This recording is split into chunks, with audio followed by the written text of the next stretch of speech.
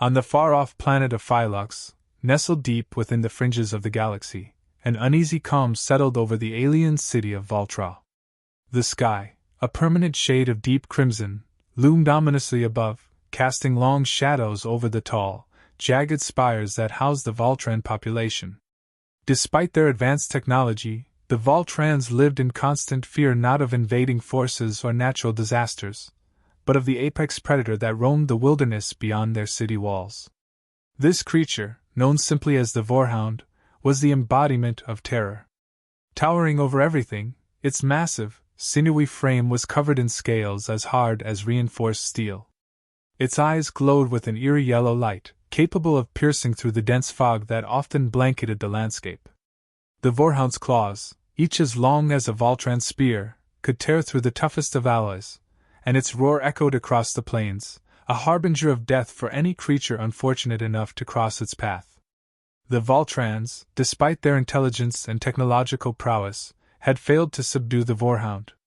Many had tried: hunters, soldiers, even scientists with elaborate traps and powerful weapons.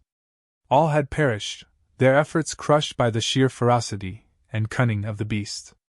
The few survivors who returned from their encounters with the Vorhound spoke of it in hushed tones, their voices trembling with fear. It was more than just a predator, it was a force of nature, an unstoppable juggernaut that had claimed the wilderness as its own. For centuries, the Vorhound had been a grim legend among the Valtrans, a reminder of their vulnerability in a universe where even the most advanced civilizations could be brought to their knees by the primal forces of nature. They had learned to live with it, constructing their cities with reinforced walls and energy barriers, always mindful of the Vorhound's presence beyond their borders. The Valtrans had resigned themselves to a life of caution, their society shaped by the need to avoid the wrath of the monstrous dog that stalked the wilds. But change was coming to Phyllox, heralded by the arrival of a new species, the humans. Word had spread quickly through Valtra of their appearance, and with it, a mix of curiosity and concern. The humans were unlike anything the Valtrans had seen before, physically smaller, but with a resilience and determination that belied their size. They had come from the stars, landing on Phyllox with a confidence that seemed almost reckless to the Valtrans. The Alien Council convened in urgent sessions, debating the implications of the human presence. Some feared that the humans would provoke the Vorhound, bringing its wrath upon the city.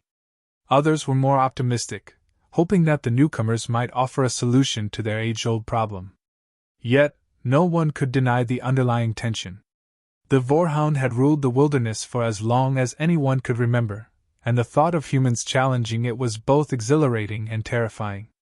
As the days passed, the humans began to explore the outskirts of Valtra, venturing closer to the wilderness where the Vorhound reigned supreme. The Valtrans watched from their fortified towers, their hearts heavy with dread. They had seen what the Vorhound was capable of, and they knew that the humans were walking into the jaws of the beast. But the humans showed no fear. They moved with purpose, their eyes scanning the horizon as if searching for something. The Valtrans could only wait and watch, wondering if the humans were truly aware of the danger they were courting. Captain Mickey Arthur, the leader of the human expedition, his team a mix of scientists, engineers, and soldiers, all hardened by the rigors of deep space exploration. The Valtrans observed them, their large, dark eyes filled with a mixture of awe and apprehension.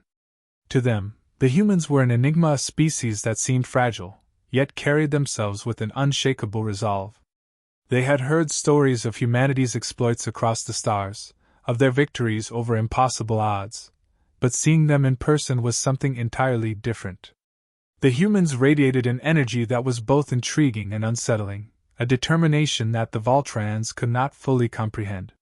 Captain Arthur, along with his second-in-command, Lieutenant Maria Vasquez, and the expedition's lead scientist, Dr. Liam Chun, began their first task, assessing the environment. They were well aware of the Vorhound, having been briefed by the Valtran Council shortly after their arrival.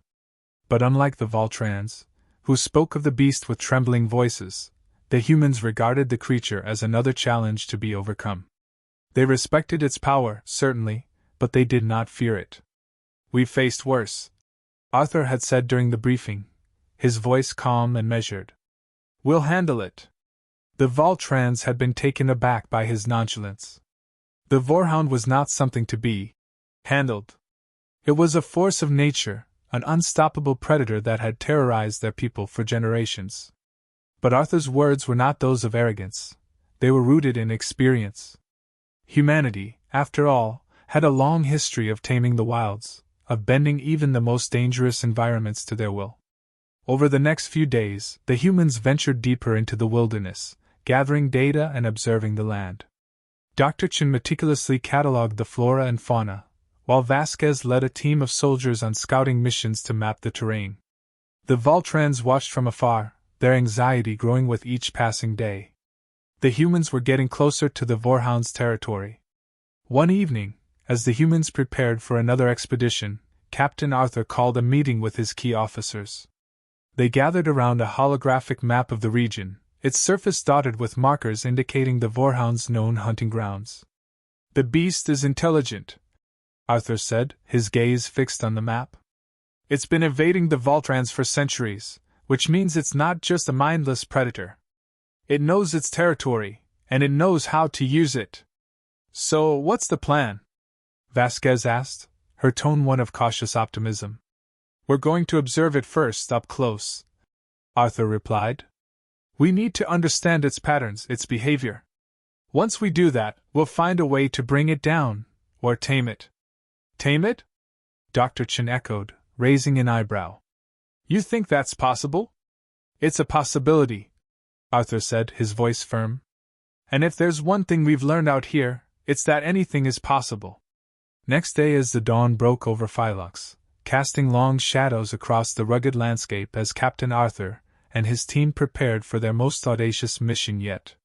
The air was thick with anticipation and a hint of trepidation as they assembled their equipment, a blend of advanced technology and age-old animal handling tools, all meticulously designed for this singular purpose: to confront and tame the Vorhound.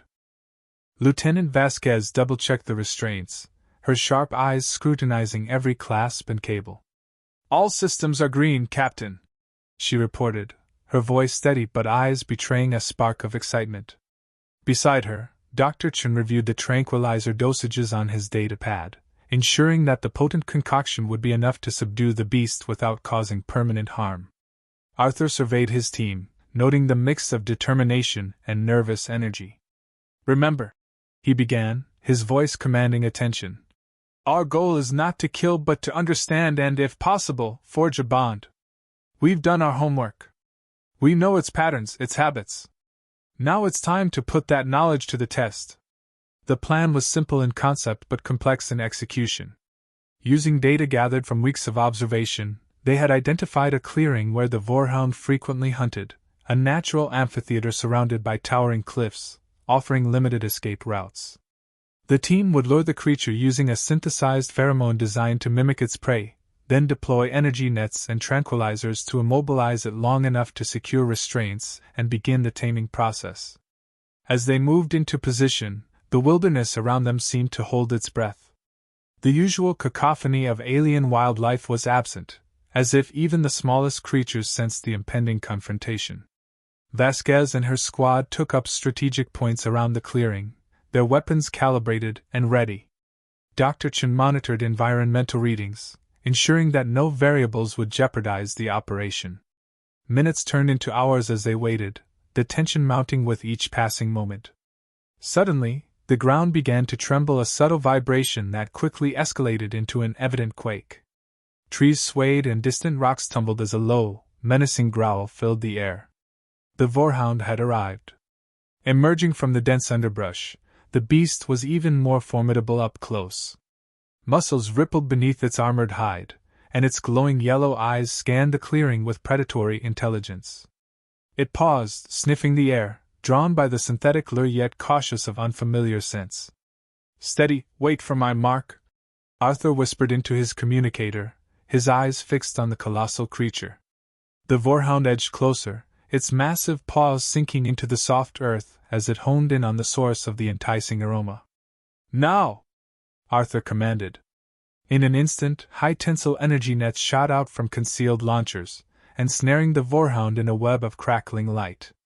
The beast roared in fury, thrashing violently as it struggled against the restraints. Vasquez's team moved with practiced efficiency, firing precision-engineered tranquilizer darts that embedded into the creature's thick hide. For a moment, it seemed the plan would succeed flawlessly. The Vorhound's movements slowed, its eyelids drooping as the tranquilizers took effect. But then, with a surge of raw power, it tore through the energy nets, snapping cables like threads and unleashing a shockwave that sent several team members sprawling. "Fall back! Regroup!" Arthur ordered, rushing to help a fallen soldier to his feet. The situation teetered on the brink of disaster as the enraged Vorhound fixed its gaze on the humans, baring rows of razor-sharp teeth. Amid the chaos, Dr. Chen noticed something, a hesitation in the creature's aggression, a flicker of confusion in its eyes. "Captain, wait!" he shouted. "It's reacting differently than we expected." Arthur held up his hand, signaling his team to hold their fire. The Vorhound, breathing heavily, seemed to assess them, its earlier fury subsiding into cautious curiosity. Slowly, Arthur reached into his pack and retrieved a nutrient-rich offering synthesized to match the beast's dietary needs. He extended it forward, maintaining eye contact. The Vorhound sniffed the air, its massive head lowering as it took a tentative step closer. The tension was evident as everyone watched, hearts pounding. Then, defying all expectations, the creature gently took the offering from Arthur's hand, emitting a low, rumbling sound that resonated through the clearing. A collective sigh of relief swept through the team as the Vorhound settled back on its haunches, eyes still wary but no longer hostile. Vasquez exchanged a stunned glance with Dr. Chen, both scarcely believing what they had witnessed. Arthur allowed a small smile to crease his face. "Looks like we just took the first step," he murmured. As the sun began to set, painting the sky with shades of purple and gold, the humans and the once feared predator stood together in an uneasy but hopeful truce. But here was a twist in the tale. The tentative peace between the humans and the Vorhound lasted only a few days. Each day, the bond between Captain Arthur and the beast grew stronger. The Vorhound, once a symbol of untamable ferocity, began to respond to Arthur's commands, its initial wariness giving way to a reluctant trust. The team marveled at their success, yet the Voltrans remained on edge, their fear of the beast now mixed with awe at humanity's achievement. But the fragile calm was shattered one night when the camp's alarms blared, jolting everyone awake. Arthur rushed outside, where Vasquez and her soldiers were already in defensive positions, their weapons aimed at the darkened horizon. "Captain, we've got incoming!" Vasquez shouted, her voice barely audible over the wailing sirens. "Unidentified forces, heading straight for us." The ground trembled beneath their feet, not from the Vorhound's movement, but from something else entirely. A fleet of sleek, ominous ships appeared in the sky, their dark hulls glinting under the pale moonlight. As they descended, the unmistakable insignia of the Kroloks, the Vorhound's most hated enemies, became visible. The Kroloks were a ruthless alien faction, known for their brutal conquests and their desire to dominate through fear. They had heard of the Vorhound's taming and saw it as a threat to their dominance, an affront that demanded swift retribution. The Kroloks' leader, a towering figure clad in dark armor, emerged from the lead ship. His cold, predatory eyes scanned the human camp before settling on the Vorhound, who stood protectively by Arthur's side. "Fools!" the leader sneered, his voice dripping with disdain. "You dare to challenge the natural order? That beast belongs to us." Without waiting for a response, the Kroloks unleashed their attack.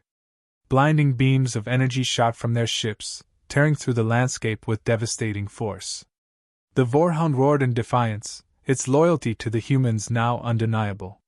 It charged into the fray, using its massive body as a living shield to protect the camp. Arthur barked orders, his voice steady even in the face of overwhelming odds.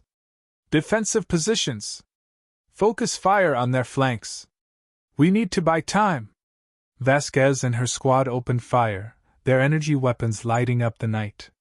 Dr. Chen, meanwhile, worked frantically to set up a makeshift shield generator, hoping to provide some protection against the Kroloks' relentless assault. The battle was fierce and chaotic, with the Vorhound at the center of it all, a whirlwind of claws and teeth that tore through the Krolok's ranks with terrifying efficiency. Despite its fury, the beast fought with a strange sense of purpose, as if fully understanding the stakes of the battle. For the first time, it was not fighting for survival, but for something greater, its newfound bond with the humans. But the Kroloks were relentless. Their leader, seeing the tide turning against him, ordered his forces to focus all firepower on the Vorhound. The beast, already exhausted from the battle, faltered under the concentrated assault. Its roars grew weaker, and it stumbled, bloodied and battered. "No!" Arthur shouted, running to the Vorhound's side as it collapsed. He knelt beside the creature, his hand resting on its heaving chest. "We're not done yet," he whispered fiercely, his eyes blazing with determination. In a desperate move, Arthur signaled Vasquez to activate the shield generator. As the protective barrier hummed to life, it enveloped the Vorhound, shielding it from further attacks. The Kroloks, momentarily stunned by the sudden shift, hesitated, a mistake that proved fatal. "Now!" Arthur commanded. The humans unleashed a final, coordinated assault, catching the Kroloks off guard. The air crackled with energy as the humans' weapons tore through the enemy ranks, sending the surviving Kroloks fleeing back to their ships. The Kroloks' leader, realizing his defeat, cursed the humans before retreating, vowing vengeance as his ship ascended into the night sky. With the Kroloks gone, silence fell over the battlefield. The Vorhound, though gravely wounded, still lived. Arthur stayed by its side, his hand never leaving the beast's chest as he whispered words of reassurance. The creature's labored breathing began to slow, its golden eyes closing in exhaustion but not in defeat. The team gathered around, their expressions a mix of relief and admiration. Vasquez lowered her weapon, her gaze softening as she looked at the Vorhound. "We did it, Captain," she said quietly. "We actually did it." Arthur nodded, his eyes still on the Vorhound. "This is just the beginning," he replied. "We've earned its trust, but now we need to earn its loyalty. Together, we're stronger than they ever imagined." As dawn broke, casting its first light over the scarred landscape, the humans and their new ally stood victorious. The Vorhound, once the embodiment of fear, was now a symbol of an unprecedented alliance, one that would shape the future of both their worlds.